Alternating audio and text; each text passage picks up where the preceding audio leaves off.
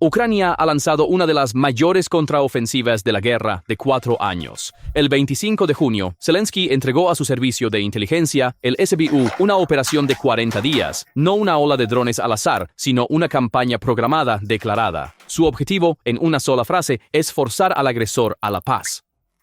En otras palabras, forzar a Putin a retroceder usando la fuerza y hacer que acepte la derrota. Y esta fue una declaración de intención clara. Cualquier cosa que sea golpeada de aquí en adelante, el mensaje seguiría siendo el mismo: cambiar la mente de Putin voluntariamente o por la fuerza.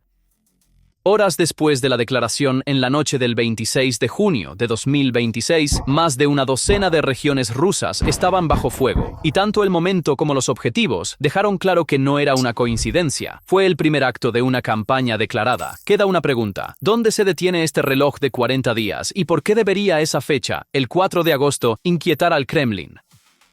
Para leer correctamente estos 40 días, una distinción es esencial. Técnicamente, Zelensky no emitió una orden de ataque, él construyó un marco. Incluso el nombre de la directiva que dio al SBU lo revela: una operación para influir en el agresor. Durante 4 años, el discurso de paz de Rusia siempre ha sonado vacío. Esta vez es Ucrania quien establece el marco desde el principio. Ahora a ese calendario, 25 de junio más 40 días, cae el 4 de agosto, y esta ventana está lejos de estar vacía.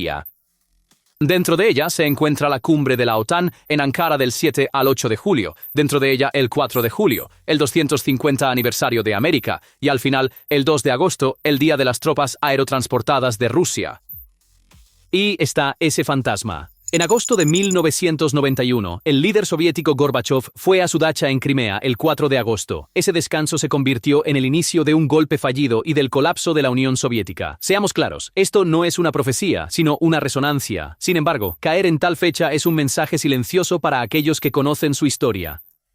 Los objetivos también están cambiando. Enmarcamos esta campaña como petróleo, golpear las refinerías, cortar el efectivo del Kremlin. Cierto, pero quizás lo que importa más es la base industrial. Hace días, Ucrania atacó la planta de semiconductores en Voronezh que fabrica la electrónica para el Pantsir, el Iskander y el Kh-101, y lo hizo con misiles de crucero Storm Shadow. La lógica es simple. Cortar el dinero es una cosa. Cortar la fábrica significa que el arma nunca llega al frente. El objetivo no es un ejército hambriento, es uno desarmado. Y ahora a la verdadera pregunta, digámoslo de frente. Todo lo que sigue a partir de este punto es análisis y posibilidad, no una intención ucraniana confirmada. Primero, una mirada rápida a ese primer movimiento visible. En la noche del 26 de junio, Ucrania atacó más de una docena de regiones rusas, y esa misma mañana, la Administración de Ocupación de Crimea, los gobernadores designados por el propio Putin, se vio obligada a declarar el estado de emergencia en toda la península. Meses de bloqueo con drones habían cortado el combustible, la electricidad, el ferrocarril y los transbordadores uno por uno, convirtiendo la península de una fortaleza en una carga. Cubrimos esa noche por completo en un video separado, pero el resumen es claro. El asedio está funcionando, la presión está mordiendo. Entonces, ¿qué pasa si este primer movimiento visible es también una distracción? Considéralo.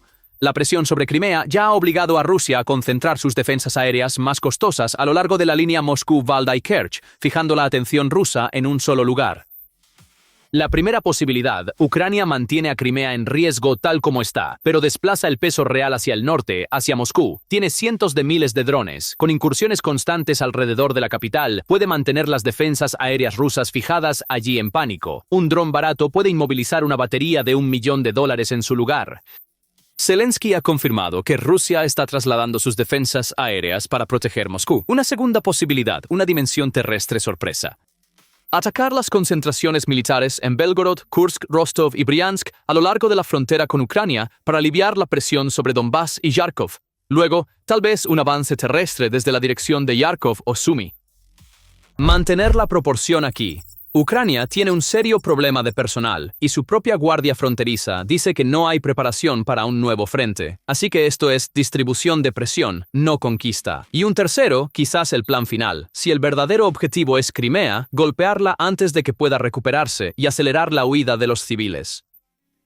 Ucrania puede no lanzar una operación terrestre en Crimea antes de que los civiles se vayan, que es exactamente la razón por la que no ha cortado completamente el puente de Kerch. Los analistas ucranianos lo dijeron claramente: podrían destruir el puente, pero aún no lo hacen, para que los civiles y soldados puedan salir. Esa cola de escape de 10 kilómetros puede ser precisamente lo que se pretende. También existe la posibilidad de un desembarco anfibio, barcos drones, naves nodrizas. Altamente especulativo, pero aquí está el truco. El rumor en sí mismo es un arma.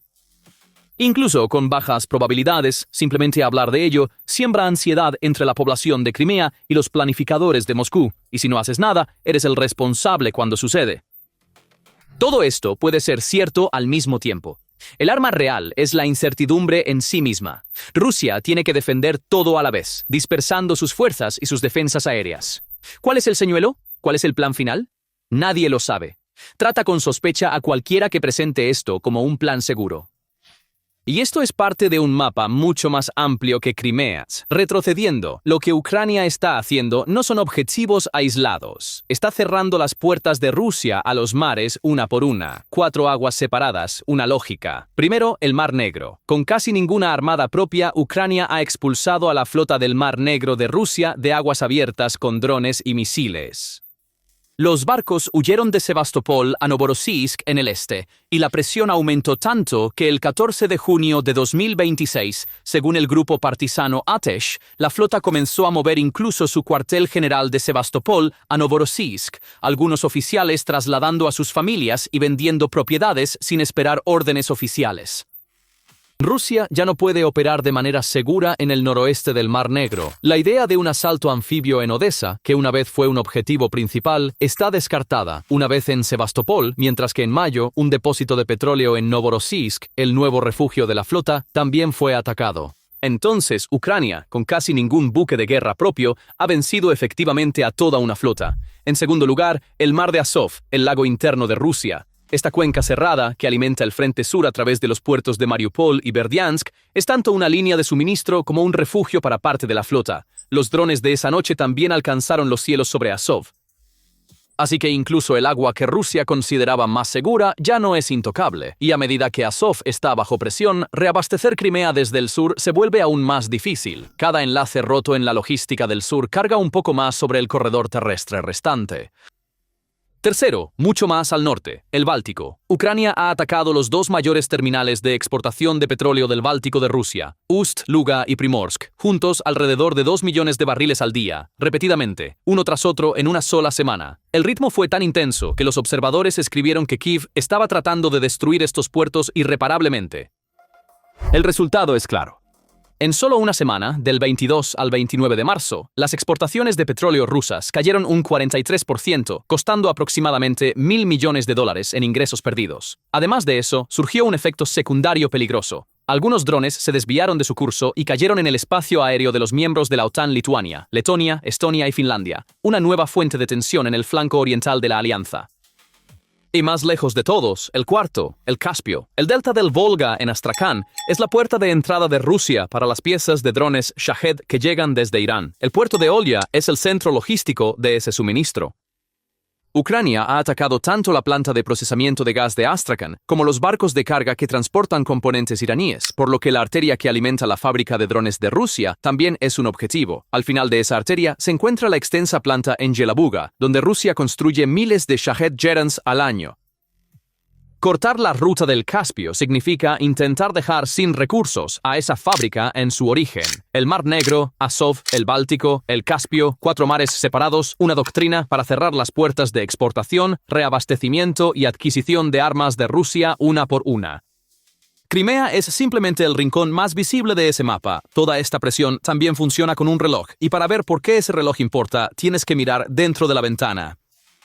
En el mismo centro del tramo hasta el 4 de agosto se encuentra una palanca diplomática, Ankara. Del 7 al 8 de julio, los líderes de la OTAN pondrán sobre la mesa la transformación que Washington llama OTAN 3.0, el objetivo de gastar 5% del ingreso nacional en defensa y nuevos mecanismos de financiación para Ucrania.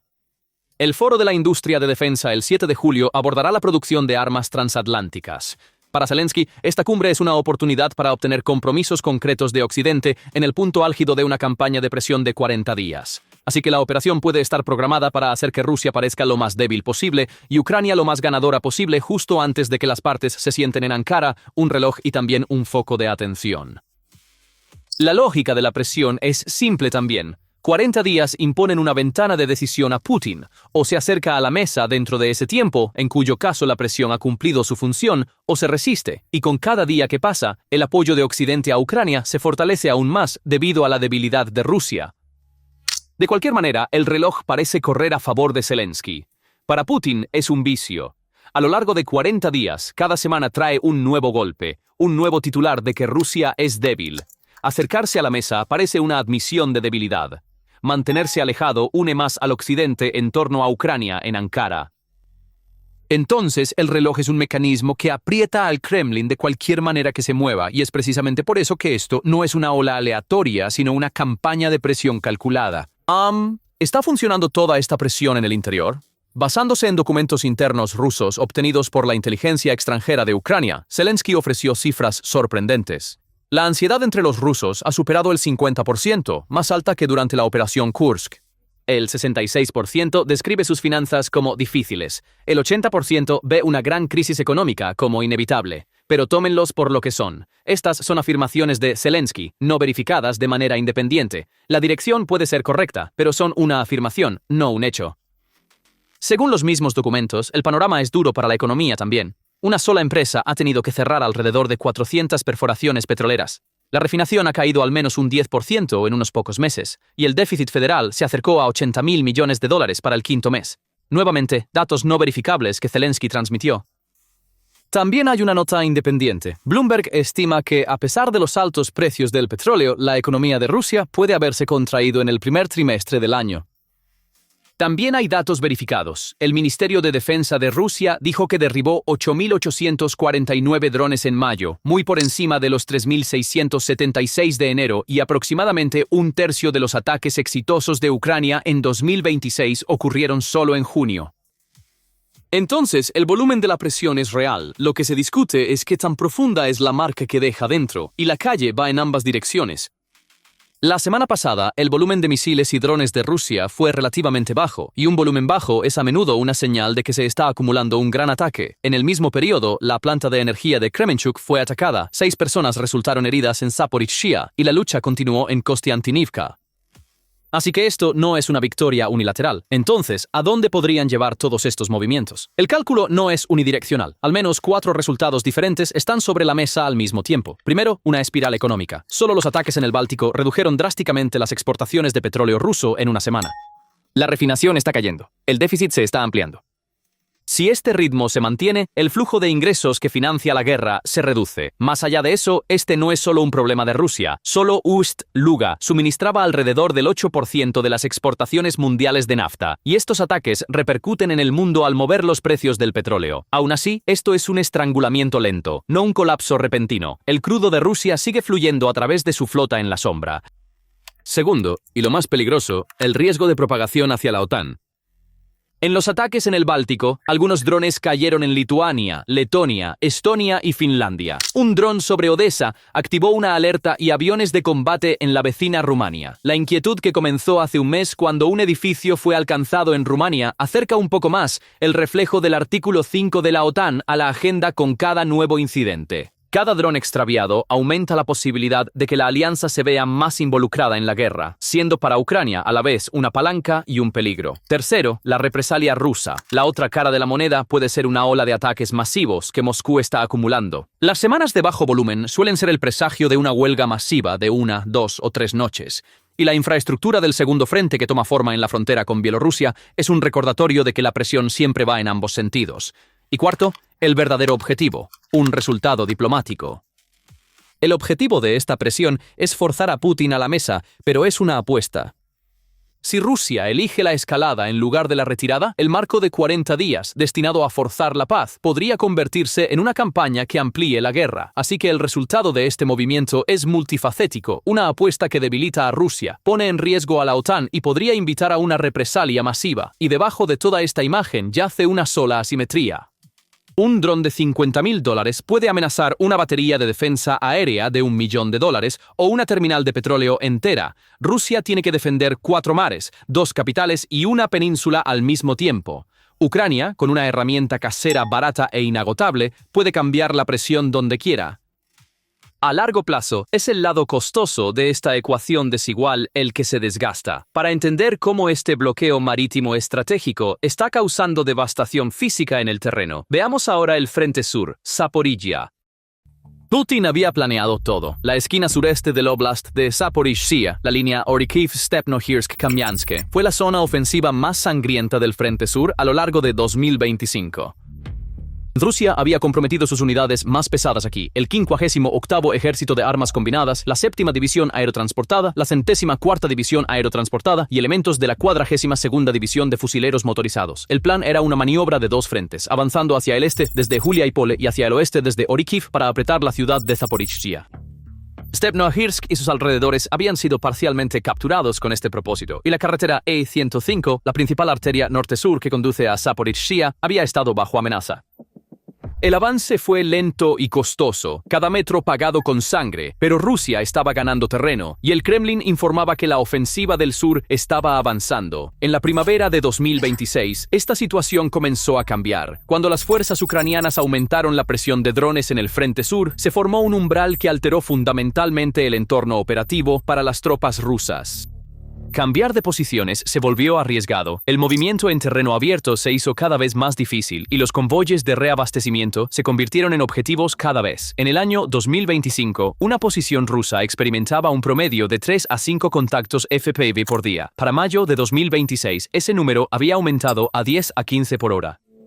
Esto no fue solo un aumento cuantitativo, fue un umbral que alteró fundamentalmente el entorno operativo para las fuerzas rusas. Cambiar de posición se volvió arriesgado, el movimiento en terreno abierto se hizo cada vez más difícil y los convoyes de reabastecimiento se convirtieron en objetivos cada vez. Los drones tipo Hornet de medio alcance profundizaron esta presión. Orientación autónoma, impulsada por inteligencia artificial, capacidad de visión nocturna, resistencia a la guerra electrónica y un alcance superior a 150 kilómetros. Los sistemas de guerra electrónica existentes de Rusia no están logrando los resultados deseados contra estos drones, y mientras Rusia trabaja en contramedidas, los Hornets entraron en despliegue masivo a principios de mayo y Rusia no pudo mantener el ritmo. La arquitectura de drones de 3 capas, FPVs a corta distancia, Hornets a 150 kilómetros de profundidad, drones de reconocimiento proporcionando vigilancia a las 24 horas, sigue reduciendo el margen de maniobra de las fuerzas rusas. Grupos locales de Telegram informan de enjambres de drones sobre Kamenkad-Dniprovska, Bodian y Enerhodar cada 20 a 30 minutos. Los convoyes de reabastecimiento rusos estaban siendo atacados con creciente frecuencia. Cada camión en la E105 y en las carreteras secundarias estaba en riesgo. Esta presión tecnológica comenzó a producir resultados concretos sobre el terreno. A medida que el enlace de suministro entre las unidades se debilitaba, la resistencia en el frente también comenzó a erosionarse. Además, mientras Rusia perdía recursos en el sur, tampoco llegaban refuerzos de otros frentes. La operación de la presa de Belgorod ya había interrumpido la arteria de suministro de Vovchansk. El apagón de Starlink en febrero había sacudido la red de mando y la caída de Kupiansk había desviado la atención del grupo del Este-Zapad. Con la presión simultánea aumentando en todos los frentes, la profundidad operativa de Rusia se redujo. Las reservas disponibles para el sur disminuyeron constantemente. Esta variable no existía en la ecuación del plan de Putin y el Estado Mayor de Ucrania había estado esperando pacientemente a que se formaran estas condiciones. Cuando la 128ª Brigada de Asalto de Montaña y la Unidad Especial Artan de Achur lanzaron su contraataque, las líneas rusas no pudieron soportar la presión acumulada. El viento en el sur había comenzado a volverse en contra de Rusia. El 18 de mayo de 2026, la Unidad Especial Artan de Achur despejó las posiciones principales en Stepnohirsk de las fuerzas rusas en una operación nocturna. Las acciones de asalto se llevaron a cabo de manera coordinada con reconocimiento aéreo y ataques de precisión. Imágenes geolocalizadas mostraron vehículos blindados ucranianos operando en el cruce E105, un área marcada como control ruso confirmado en el mapa de Deep State solo días antes. ¿Por qué es tan importante Stepnohirsk?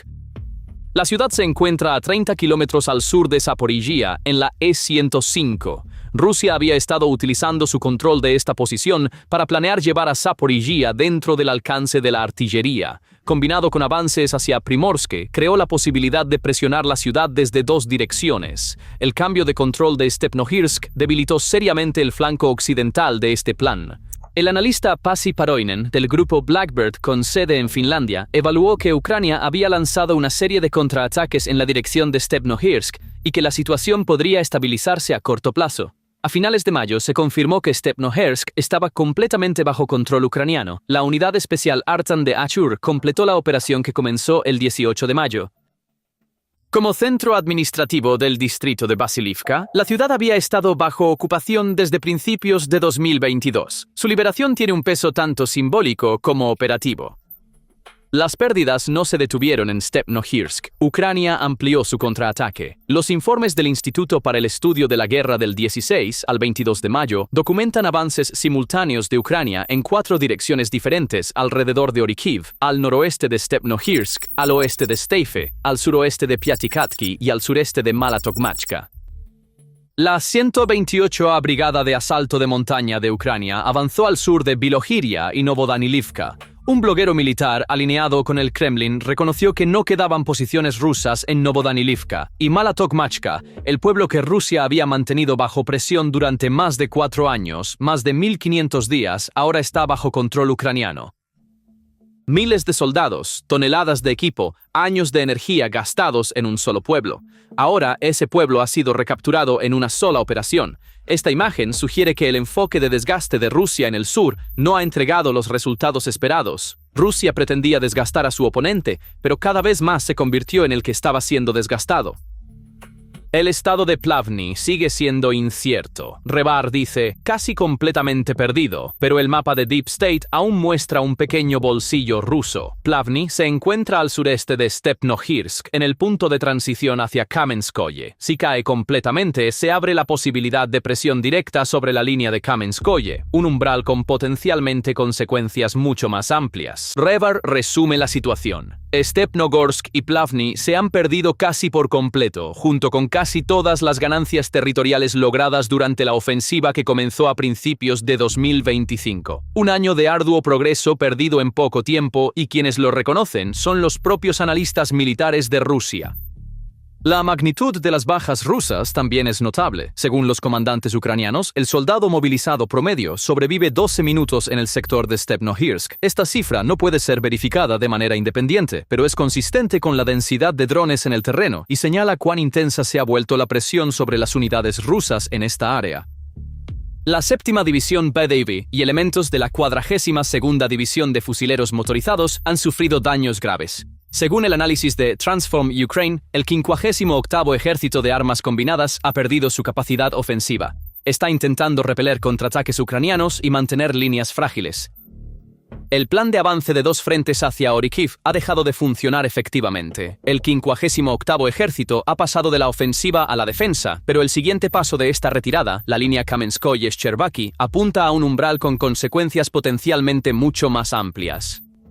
La advertencia más clara de Rebar es sobre esta línea. Existe el riesgo de que el enemigo no solo restaure el statu quo, sino que lance una ofensiva a lo largo de la línea Kamenskoye-Shcherbaki. Kamenskoye se encuentra en la orilla occidental del Dnieper, al norte de Enerhodar, un nodo estratégico. Shcherbaki está al sur en la intersección clave de la ruta Vasilivka. La línea de aproximadamente 25 kilómetros entre estos dos puntos es uno de los enlaces más importantes en la defensa sur de Rusia. Después de la caída de Stepnohersk, el extremo norte de este enlace ya se ha debilitado y si Plavny cae completamente, la presión se desplaza directamente sobre esta línea. ¿Puede Rusia mantenerla? La respuesta depende de muchas variables: la capacidad de refuerzo, la efectividad de la defensa aérea, si Ucrania puede mantener el ritmo de su ataque. Pero el propio Rebar está discutiendo abiertamente la posibilidad de que esta línea se rompa y describe la reacción en cadena que seguiría paso a paso. En la primera fase, Rusia necesitaría enviar refuerzos hacia Vasilivka. Vasilivka es el cruce donde convergen las rutas de suministro del sur, pero las carreteras que llevan allí ya son rutas frecuentemente atacadas por los drones ucranianos. Aquí surge un ciclo vicioso. Quieres enviar refuerzos, pero lo que envías corre el riesgo de ser atacado en el camino. Si no envías refuerzos, la línea se debilita y al debilitarse la línea, se abre un área más grande. Si no se puede mantener Vasilivka, puede entrar en juego la segunda fase. La retirada se extiende hasta Tokmak. Tokmak es el último nodo defensivo importante de Rusia en el sur, pero entre Tokmak y Zaporilla se extienden 70 kilómetros de estepa abierta y entre Tokmak y Berdiansk, 80 kilómetros. Este terreno llano no ofrece características defensivas naturales, ni río, ni montañas, ni bosque. No hay evidencia de que Rusia construyera nuevas fortificaciones en esta área durante el año 2025. Todos los recursos se gastaron en la ofensiva. Cuando la ofensiva se detuvo, lo que quedó fue un terreno abierto con una infraestructura defensiva débil. El peor escenario de Rybar surge aquí. Estabilizar la situación requerirá desplegar fuerzas adicionales hacia Tokmak y más allá hacia Berdiansk y Mariupol. Las entregas de carga civil en estas rutas ya están severamente interrumpidas. La columna vertebral logística del sur de Rusia ya está bajo presión. La gasolina en Crimea se está racionando con cupones y los convoyes de reabastecimiento que se dirigen al sur están siendo atacados por fuego de drones. Bajo estas condiciones, desplegar fuerzas adicionales hacia el sur es posible en teoría, pero muy difícil en la práctica. Si este escenario se materializa, la estructura de defensa del sur de Rusia se vería seriamente debilitada y la conexión terrestre de Crimea estaría bajo amenaza directa. La guarnición de 25 a 30.000 efectivos en Crimea, restos de la flota del Mar Negro, unidades del FSB, elementos de defensa aérea, podrían enfrentar el riesgo de aislamiento. Por supuesto, Rusia todavía tiene opciones para mantener esta línea. Nuevos despliegues de unidades, refuerzos de defensa aérea, ajustes tácticos. Pero quien describe este escenario no es Ucrania, es Rybar, una fuente prorrusa cercana al Kremlin. Si él está discutiendo abiertamente estos riesgos, la situación sobre el terreno puede ser diferente de las declaraciones oficiales. Y justo al lado de la línea de Kamenskoye espera un tipo diferente de amenaza, una zona donde incluso las armas más poderosas de Rusia son ineficaces. En la mesa 2, las partes están trazando sus líneas. Putin todavía dice que solo hablará sobre la base de lo que él llama la fórmula de Alaska. Sin embargo, el secretario de Estado de Rubio, ha declarado que tal acuerdo nunca existió, que Alaska solo produjo una propuesta. Según la interpretación del Kremlin en la cumbre del año pasado, Trump había estado abierto a entregar Donbass a Rusia y congelar la línea del frente. Moscú llama a esto el espíritu de Anchorage. Rubio lo rechazó, diciendo al Congreso que no son un mediador neutral, que solo arman a Ucrania. Macron, por su parte, dijo que Europa había adoptado una declaración pro-Ucrania en el G7. A medida que aumenta esta presión externa, una pregunta mucho más antigua gana peso internamente. ¿Qué viene después de Putin? Desde 1917, 5 de los 9 líderes de Rusia murieron en el cargo. Los 2 que dejaron el cargo con vida, Gorbachev y Yeltsin, fueron expulsados por un golpe de Estado o sus secuelas. Los nombres que se mencionan hoy incluyen al primer ministro Mishustin, Alexei Dyumin del Consejo de Seguridad, Patrushev y el alcalde de Moscú Sobyanin, pero nada es seguro. Es un recordatorio de que la fragilidad del régimen es una dimensión tan real como la presión en el campo de batalla. Así que 40 días es más que un reloj. Es una apuesta, una narrativa y una campaña de presión. El primer movimiento visible es Crimea, pero debajo puede haber un señuelo, una finta o un plan final. Y esto es solo una parte de un cerco mucho más amplio, que se extiende desde el Mar Negro hasta el Caspio, obligando a Rusia a defender 4 mares a la vez. Esa es la verdadera arma, la incertidumbre en sí misma. Aún así, vale la pena recordar que llevar a cabo un cerco tan amplio de una sola vez es una apuesta que lleva los recursos de Ucrania al límite. Pero el final de ese reloj, el 4 de agosto, cae en la misma semana en que un líder del Kremlin fue por última vez a Crimea y regresó a un golpe de Estado. Esto no es una profecía, pero Zelensky conoce su historia. Putin también. La cuenta regresiva ha comenzado. Si disfrutas de la geopolítica y del tipo de análisis que no encontrarás fácilmente en los medios convencionales, no olvides darle me gusta al video y suscribirte al canal. Nos vemos en el próximo.